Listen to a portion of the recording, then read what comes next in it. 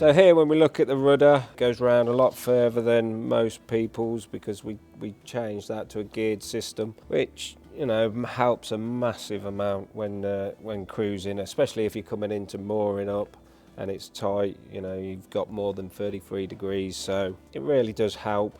Our swims tend to be about 12 foot long, very nice and shapely, running into the chime. It runs down the whole length of the boat.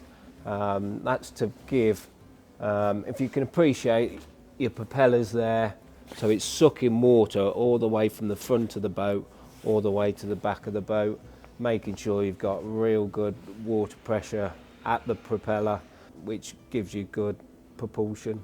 A lot of these wide beams are being built with no chime. They're very boxy, so it's very difficult to get them down in the water without adding tons and tons of ballast. So we don't need to put as much ballast in, which means the boat is lighter to get it deep in the water, and we can still swing up to a 22-inch propeller. One customer we had, he wanted to use the boat, not necessarily tidal, but some quite brackish water and quite severe places he wanted to take the boat. So he stipulated he needed a minimum of 7 knots, which we managed to do quite easily. We fitted a slightly bigger engine and, like I say, a 22-inch propeller, and the boat was very good. It done exactly what it was meant to. I think we got just over 8 knots in testing, so we was really pleased with that. For a wide beam design, that's good going really. But it's testament that the chime does work, and it is well worth the extra money to build them with a chime. They make excellent houseboats, but they also make excellent cruising boats, whereas some of our competitors, they're okay as a houseboat, but when you go out cruising with the standard steering system, no chime, very boxy, they're not tiller steering, they just don't do what this boat does.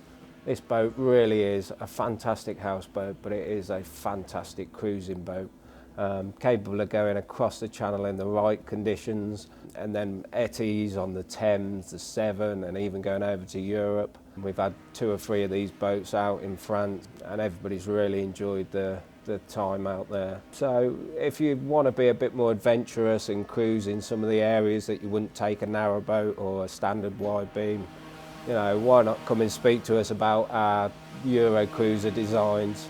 The air draft is slightly higher than a conventional wide beam, but as long as you know where you're cruising, most of the time you're going to be on the bigger rivers or bigger canals.